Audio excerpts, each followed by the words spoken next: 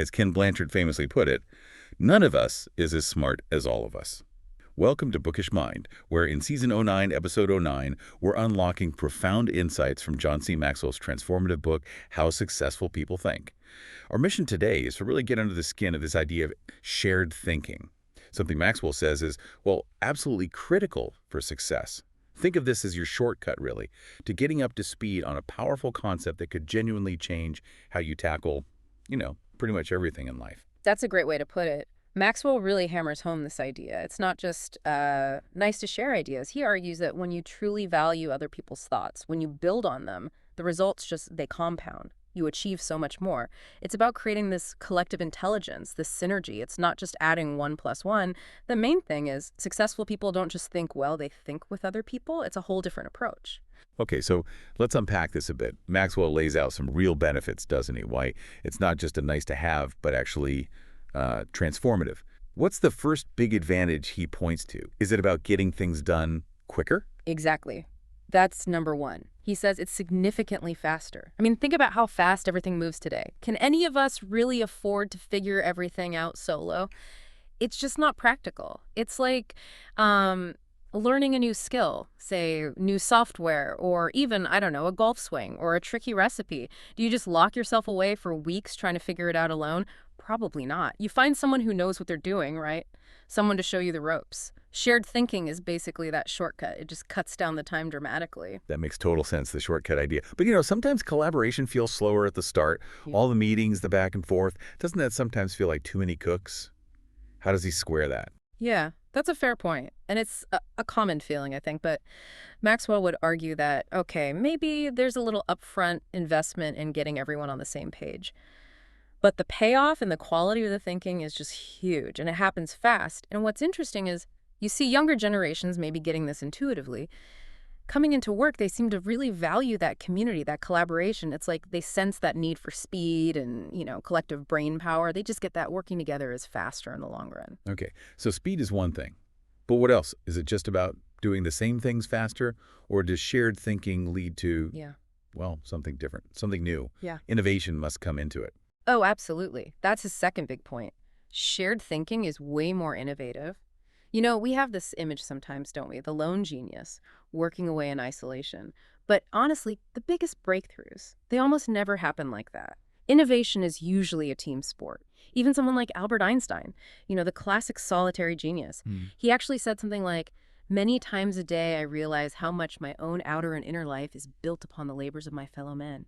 He knew he stood on other people's shoulders. Wow, hearing that from Einstein, that really drives it home. And I guess when you look back, history's full of examples, right? These innovative partnerships. Totally. You see it everywhere when you look for it. Think about Marie and Pierre Curie, their work together on radioactivity. Revolutionary. Or maybe artists like Buñuel and Dali in film merging these wild ideas. Or, the obvious one, Lennon and McCartney in music. Incredible talents individually, sure, but together, something else entirely. It's that mix, that bouncing ideas off each other that sparks things they'd never have thought of alone. Combining thoughts really does create new pathways. Right, so we've got faster, more innovative. And then as we build on that, shared thinking brings something else too, right? Something like maturity. Because we all have our limits, our blind spots from our own experience, don't we? Precisely. Maxwell's very open about this. We all know we don't know everything, even if we hate to admit it sometimes. He tells this great story from when he was just starting out as a pastor. Loads of energy, but not much real-world experience, you know? So he did something pretty bold. He wrote to 10 really successful pastors, offered them $100, which was a lot for him then, just for an hour of their time, to pick their brains. And when one agreed, he'd go, sit down, mostly just listen, take loads of notes, wasn't trying to impress them, just soak it all up. And he says those conversations, just absorbing their wisdom, fundamentally changed his perspective. Huge impact. That's amazing dedication. Yeah. And that applies to all of us, doesn't it? You listening right now, your experiences are different from ours. Exactly right. You've lived through things I haven't and vice versa. So if we get together, suddenly we have a much wider range of experience, more maturity really to draw on. Which leads to some pretty simple advice from Maxwell. If you lack experience in an area, well, hook up with someone who has it. It's a direct way to grow faster and see things you wouldn't otherwise see. Okay, so faster, more innovative, more mature. What's next? Maxwell also says shared thinking is just plain stronger. You know the old saying, two heads are better than one. But he adds a little twist, right? Only if they're pointing in the same direction. Yeah, that's the key. It's about synergy. There's this great quote from Goethe. To accept good advice is but to increase one's own ability. Maxwell uses this analogy. Imagine trying to pull a heavy wagon with two horses. One horse can pull X amount, the other maybe Y amount. But hitch them together, pulling in sync, they can pull way more than just X plus Y, that extra power, that synergy. And it's the same when people think together, really align. The collective strength is it's amplified, much stronger than individuals alone. And logically, if something is stronger, if you get that synergy, that leads right into the fifth benefit. Shared thinking brings back greater value. It's not just more output. It's better, maybe even unexpected results, exponential returns. Precisely. It compounds.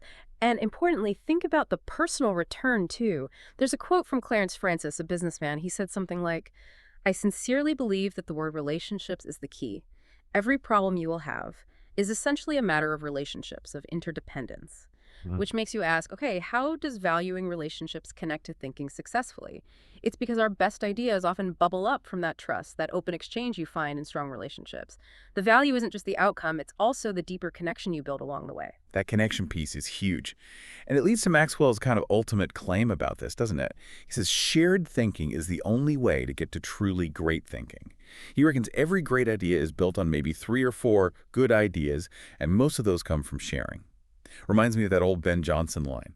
He that is taught only by himself has a fool for a master. Ouch. It's a really powerful thought, isn't it? Especially when you think about, traditional schooling. Often it was all about you getting the right answer, competing against others. Collaboration wasn't really the focus.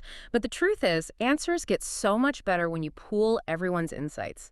Like if you have one thought and I have one thought, together we don't just have 2 thoughts. We might spark a third, totally new, great thought. The potential is just so much higher together. Okay, so the benefits are clear. Faster, more innovative, more mature, stronger, greater value, and really the only path to greatness. Huge claims.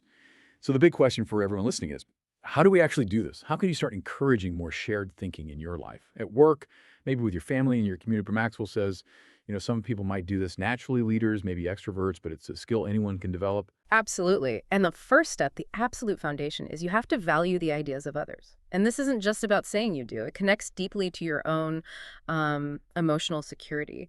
Ask yourself honestly, are you secure enough to really listen to an idea that challenges your own? Or does your ego get in the way?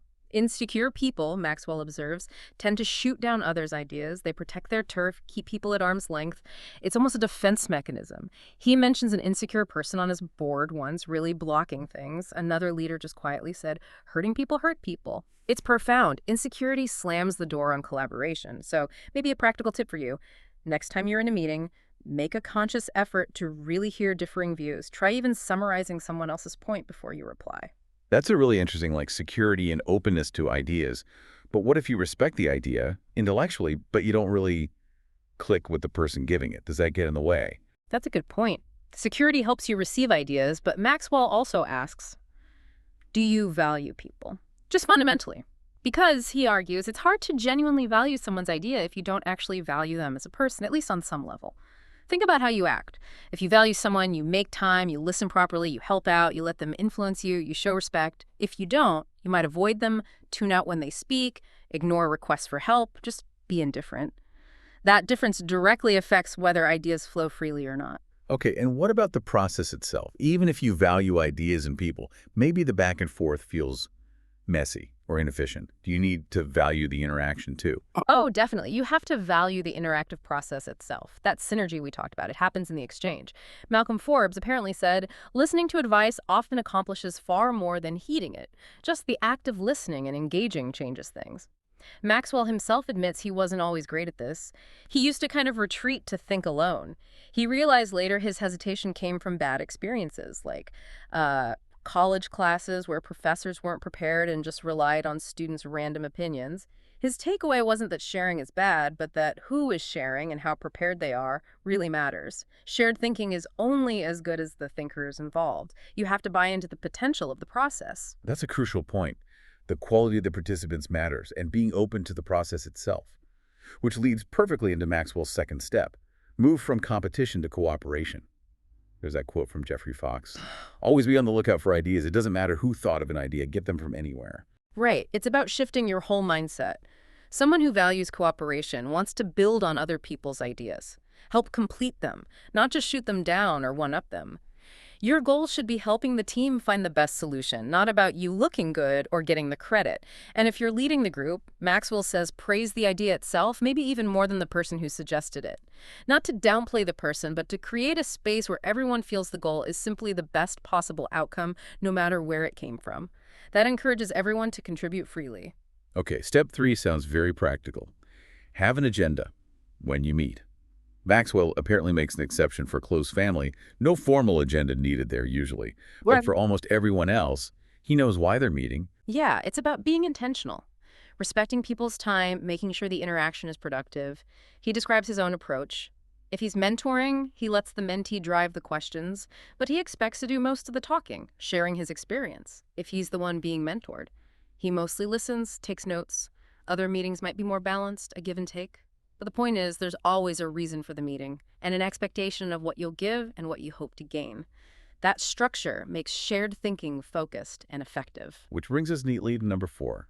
Get the right people around the table. It's not just about having a plan, it's about who you invite to execute that plan. They need to bring real value. This is so critical. Who are the right people? Maxwell gives a really insightful list of criteria. It's worth thinking about these carefully. You need people whose main goal is the success of the idea itself, not their own ego. People who can genuinely add value to others' thoughts, build on them constructively. They need the emotional stability to handle quick shifts in conversation, right? As ideas morph and change. And crucially, they need to appreciate what others bring, especially in areas where they know they're weaker. Respect for diverse strengths. Good collaborators understand their specific contribution, their value at that table, and they always put the team's success first. You want people who draw out the best thinking in others, too. Not just contribute their own stuff. Look for maturity, relevant experience, proven success related to the topic. And they need to be willing to own the decisions made collectively, leaving the room with a we mindset, not a me mindset. It's tempting sometimes to just invite friends or whoever's available, right? But Maxwell warns that really hinders finding those truly breakthrough ideas. Who is at the table changes everything. That's an incredibly useful checklist for choosing collaborators. Okay, final step, and this one's especially for leaders. Compensate good thinkers and collaborators well. He says successful organizations live and breathe shared thinking, and you need to invest in it. Absolutely. If you're leading any kind of team or organization, you literally can't afford not to have people skilled in shared thinking. So when you're hiring, actively seek out good thinkers who value others, have a track record of collaboration, and are emotionally secure enough for that open exchange. And then, yes, pay them well. Recognize their value, challenge them constantly to use those skills to share their thinking. Because, as Maxwell puts it, nothing adds value quite like a group of good thinkers putting their heads together. It's a massive asset, worth the investment. So the big takeaway seems to be, whatever you're trying to do, big project, small decision, anything, you'll likely do it better, faster, and more creatively if you embrace shared thinking. It feels like a fundamental principle. It really does. And if you think about leadership, a big part of effective leadership is just that, putting the right people together at the right time for the right reasons so everyone benefits. All it really takes is getting those right people in the room and fostering that genuine willingness from everyone to jump in and share. So as we wrap up this deep dive on shared thinking, maybe take a moment to reflect on Maxwell's own thinking question for you. Am I consistently including the heads of others to think over my head and achieve compounding results?